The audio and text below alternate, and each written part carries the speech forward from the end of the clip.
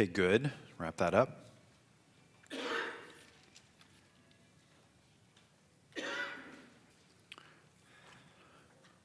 Now, what Wyatt and I are teaching you right now is what we think of, and when we talk about it, this is what we call it. We think of this as success technology. Success technology. We call it that because science and physics and math get to have all these cool laws, right? Technology gets to have these great machines that it makes and be so like cool and predictable and awesome.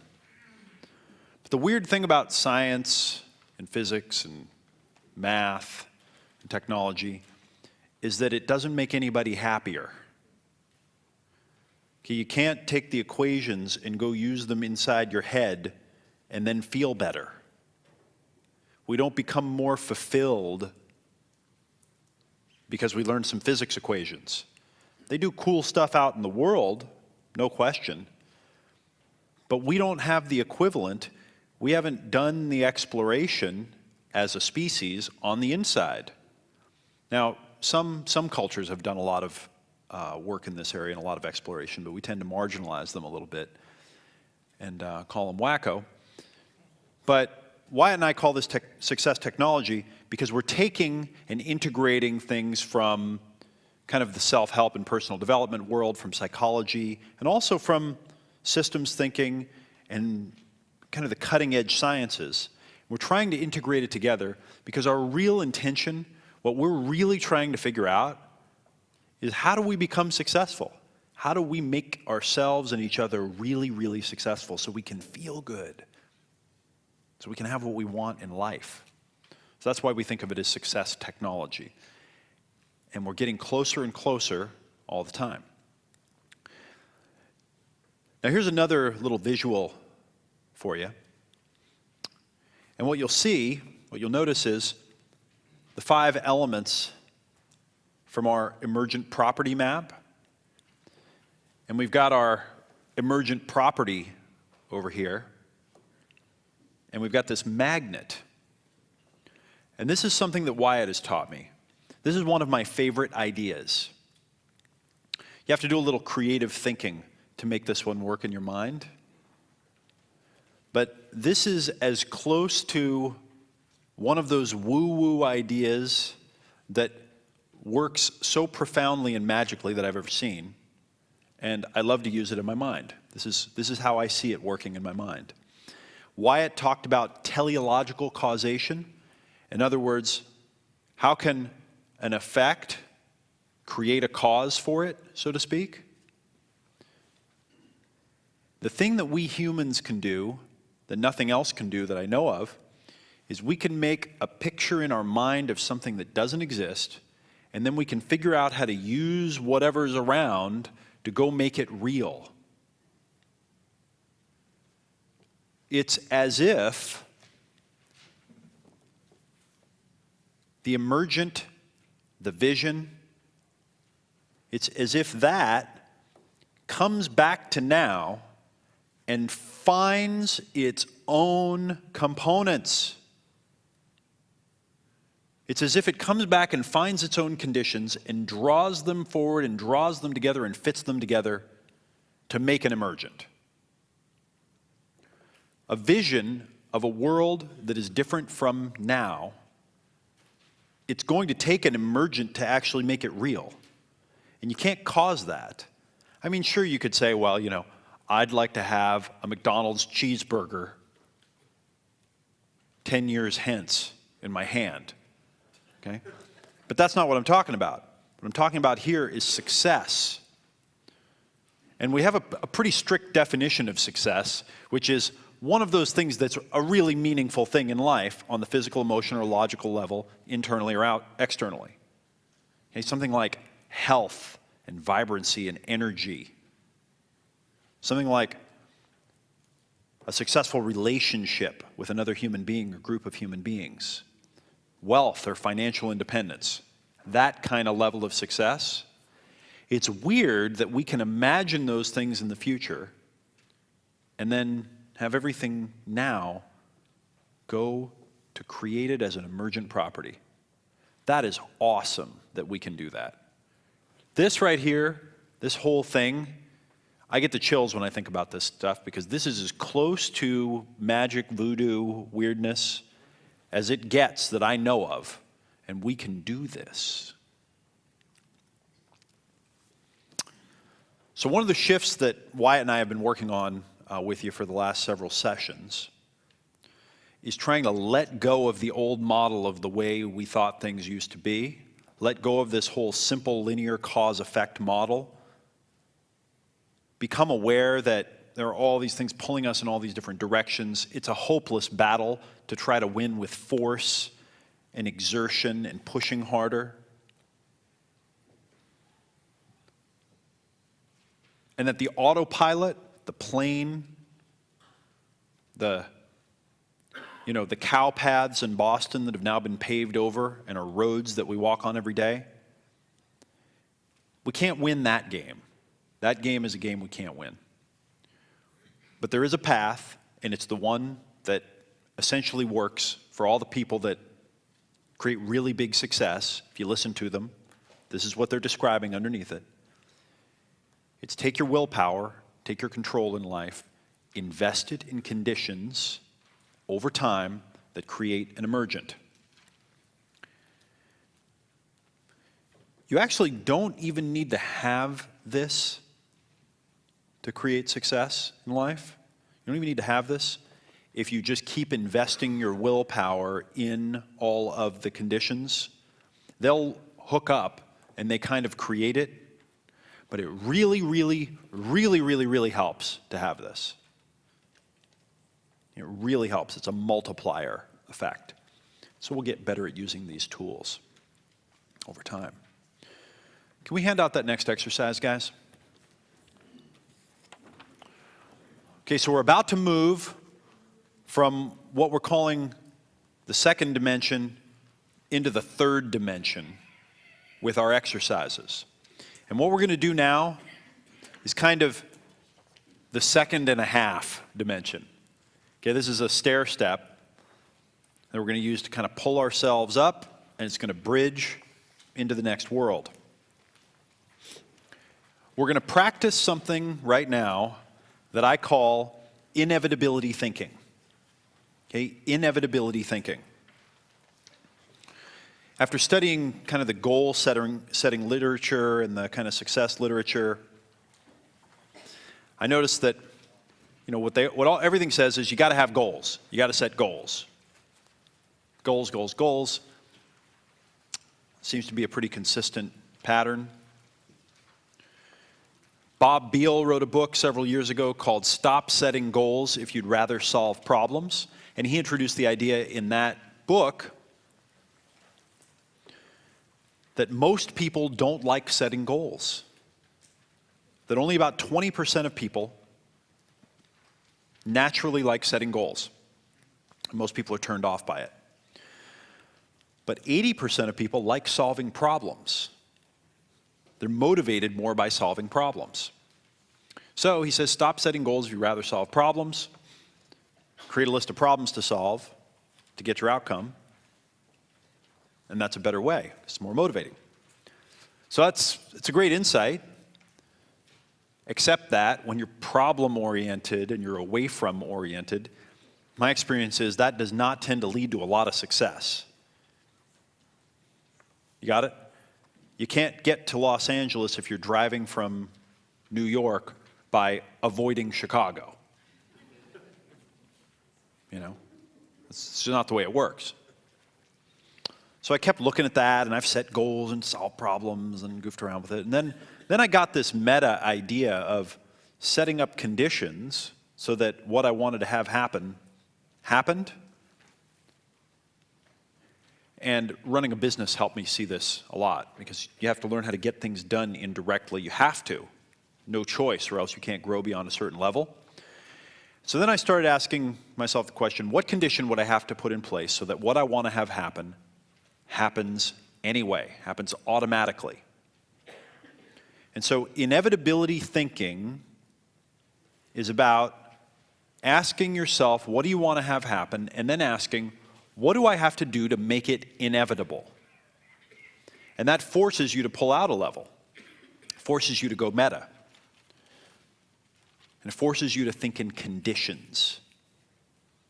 And then you start thinking in leverage. So what condition would I have to set so that what I want to have happen happens anyway? You remember the gentleman that came up here and was talking about how he wants to be more actualized and have a more successful family life? And I was saying, okay, well, what would you have to do to make that happen? And he said, well, I'd have to start going to bed earlier. Now, I don't know about you, but I just recognize that instantly as going to bed earlier does not a self-actualized man make. Something else going on here, right? So we kept digging. Well, what does that mean? Well, I have to delegate more. Okay, great. Delegate what? I have to delegate some work and some copy. And okay, what specifically? What's the big chunk? Oh, it turns out that it's design and some of the creative stuff. Okay, good. Can you do it? Yeah. Okay, who are you going to delegate it to? Okay. How are you going to make sure that you set that up so that not only you delegate it, but you can't have it back? Okay, keep going upstream until it literally goes from doing something, like going to sleep earlier or delegating, or even giving this particular thing to someone. It goes from doing something to setting up a condition. Okay, a higher order change. And setting a condition is when you sit down with the other person and all the concerned parties and you say something like, all right, I've realized that I want something different than I'm getting. I need to put a new system in place in my life. You're going to do it, please. You are going to watch me. Don't give me this back. I'm going to want to take it back. I need to really guard against this. That's a condition. Do you see the difference between doing something and setting a condition? So now what we're going to do is this next exercise here. Okay, this is the inevitability exercise. This is just a basic version of it. All right? Down here in the corner, right, we're on number 1-1, number 11, right here in the lower right corner. And what we're going to do now is we're going to migrate one important vision from our last exercise into each of the 6 vision boxes here. You want to have one in each. Again, don't get too caught up in this. Just do it. And then I want to ask you, what is a condition you can set that would make that vision inevitable so that it would happen on its own? Like if you did this, that would just happen. It's not something that you're going to do. It's not an action to take to try to affect it directly. There's no push-button cause effect. This has to be on a higher order, a condition that would make it happen. Now here's the thing. Most people, when they're doing exercises like this, they ask what's possible to put in place. Throw out all the rules. I don't care about what's possible. I want you to use your mind untethered. What condition would you need to put in place to make that vision inevitable so that it definitely happened whether you wanted it to or not? Okay, it's like at the end of the James Bond movie when the criminal mastermind sets the nuclear bomb to explode in 5 minutes, and then he leaves James down 17 miles underground with like one shaft that he blows up behind him. He's trying to make it inevitable that James is killed and James is destroyed. How do you make it inevitable? What condition do you need to put in place? It's the first time we're thinking like this. It's a different way of thinking. We're using a lot of the tools that we've learned so far. Do your best. Write down one condition in each box. Write down one vision in each of the 6 vision boxes. Try to be as specific as possible, something tangible, something you could see that would happen in reality, and then one condition that would make that inevitable. It would happen anyway. The vision would almost emerge as a byproduct, as a result.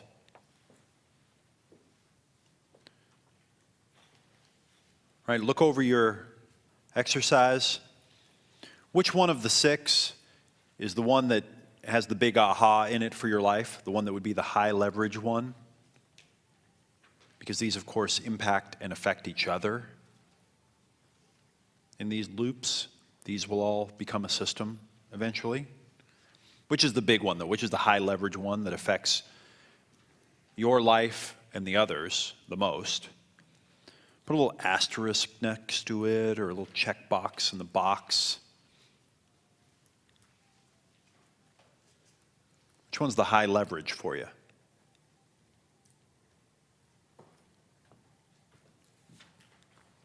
Okay, good. Now, find a partner, someone you don't know, and share with them, number 1, what your insight was from this last section, and number 2, what your vision and your condition are to set that it would make it inevitable. Okay, 2 minutes apiece. Go. Okay, who had a good insight from that last session? Who had an insight? Okay. Did anyone not have any insights from that last session at all? One person? Okay. You didn't have any insights from that last session? Okay, cool. All right, who had one that wants to come up? This gentleman, this one. Need someone over here who hasn't shared? All right, one right here. I realized that this has to do with social phobia, actually. One of my visions is to be able to gain the trust and the actually trust is a good word. The trust of other people, to have them see me as competent and to find really the right passengers on my bus. I have grown up around the wrong passengers, and it has been literally beaten out of me to not utilize my strengths. You talk about Myers-Briggs, and you're going to have a seminar on it. It's been beaten out of me to not being intuitive. And I realize that to make it inevitable that I find the right passengers is I have to put myself in uncomfortable situations, especially social ones, and I have to not be afraid to be intuitive to people. I have to be intuitive to them because these are the people that I want to attract. These are the passengers I want on board my bus. That's great. What's the condition you're going to put in place to make that happen? Or is that the condition, is to put yourself in front of? I know the condition is vague. Okay. Right now I don't have the concrete plan to do it. What do you think it is? See, I know you're tricky, and you have those you have those ones. I've seen some of your other stuff. Hey, look, dude, you're the one that said bring it. I'm just doing what you wanted. I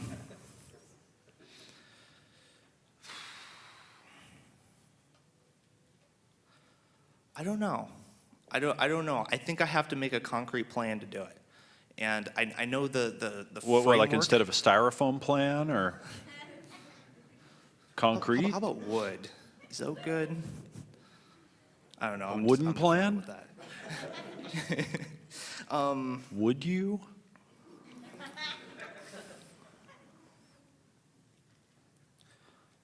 You're obviously highly intelligent, right? I try to be. Well, Is that it seems to me that I'm highly intelligent. no, I can tell. You're sharp, very sharp. I'm thinking doing things like talking to random people.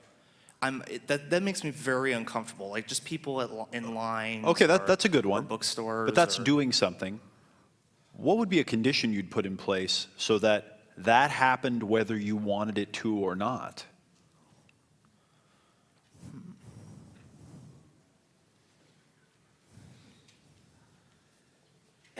We got people volunteering ideas. They're ready to help if you need some. I'm open. Get on stage. Awesome. Join a club. Join a club? Join a club. Okay, what else? Toastmasters. Ooh, Toastmasters, that's a good one. I'm not familiar with it. Oh, right. I've heard Where of do it. you live again? Anchorage. Anchorage? I mean, that is the Boondocks, but I'll bet you they got Toastmasters there. Okay, so Toastmasters, you get together with a group, a small group of people, what, once a week? Yeah. Once a week? What? It depends on the club. In his club, they get together every 6 days. All right, so once a week or so-ish, right? And you get together with a little group, and you have to do little presentations. Short ones, a little bit longer ones, some prepared, a little bit impromptu. Pretty much free. Could you imagine? Pretty much free. $25 a year, I think. 25 bucks a year? What about joining a little networking group like that where you have to talk in front of groups? I think this group is pretty good too, actually. Anybody want to be in his group? Okay, cool. So, but do you understand the difference in thinking? I'm not, whether you do this one or not. You understand the difference in thinking between going and talking to people and joining a Toastmasters group? Oh yeah. Where you have to show up and it's just part of the deal? Because then I feel like it's an obligation.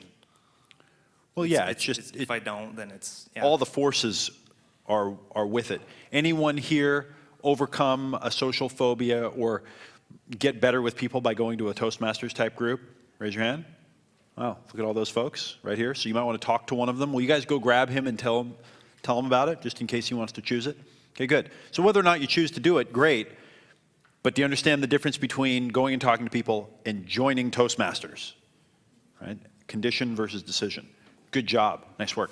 Give me a little high five there. All right.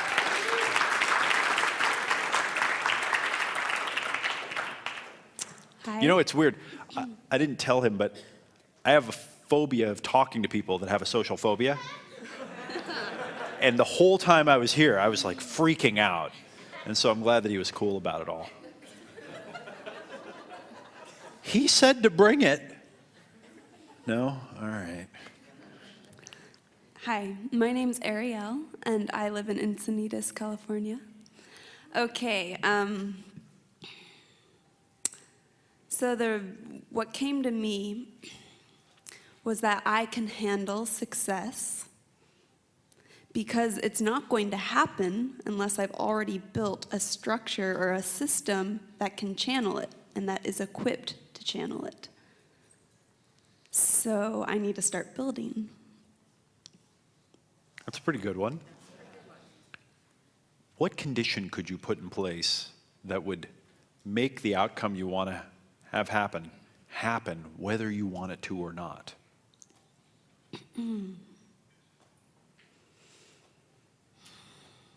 Well, one is really small, and well, two come up. One is to form allegiances with powerful affiliates who demand me to be on my game and demand me to be accountable for when I say I'm going to do something. So someone who will impose deadlines for me. Good. Get some accountability. Yeah. That's a good one. Accountability is, we'll let that one kind of get through there. It depends on what it looks like, but accountability is great. Good. That's good enough. Okay. Thank you. Thanks. Thanks, Ariel.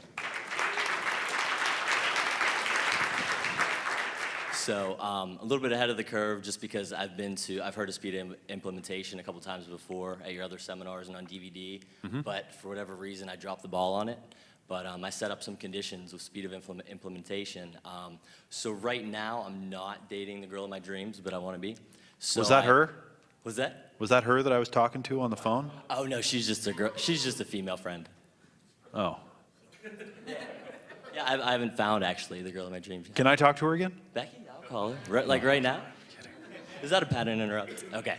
So yeah, so I scheduled a session with one of the best dating coaches in the world. She said she's gonna help me find the girl of my dreams, so that's pretty killer. Yeah. Really? Yeah. So that's awesome. She's connected with like people who know what they're doing, so I'm pretty sure it should be. Nice work. Yeah. Oh, I'm not done. And then I also Taking action. You know what's funny is, when did you schedule that? 20 minutes ago, an hour ago, maybe. Yeah. Hour ago? Yeah. How long ago? About an hour ago. An hour ago? Yeah. Was it before I showed you the model? Yeah.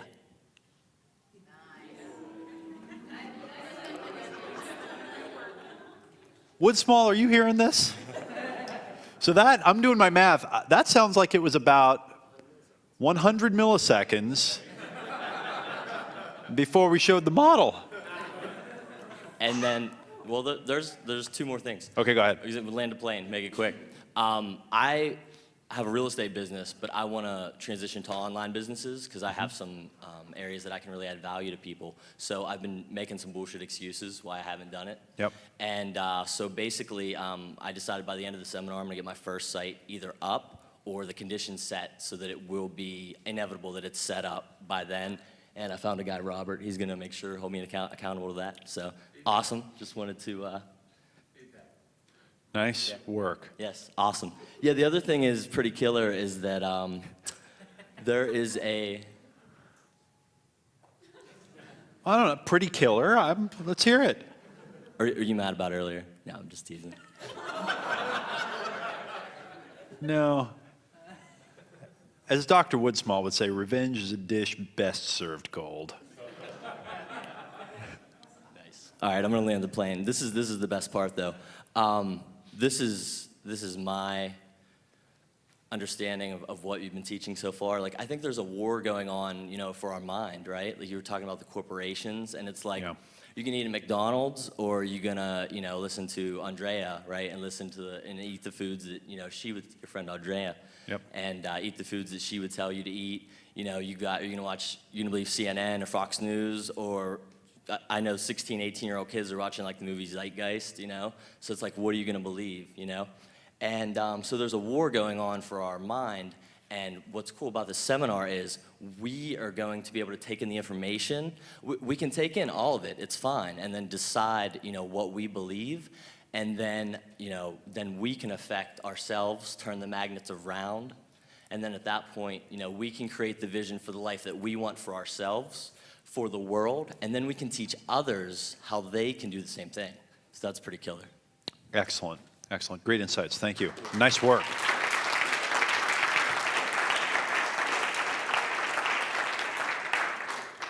And what Wyatt and I hope you actually do is start eliminating and destroying your beliefs one by one. And get on the path to eliminating them until they're all gone, if possible.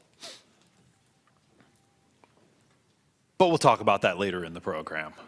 For now, give yourself a round of applause. You did some great work. And now that we've set the foundation, we've got the distinctions. The next several sections, we're going to learn tools and strategies to use our willpower, use the control we have, and use it to set conditions. Done great work. I'll see you at 9 a.m.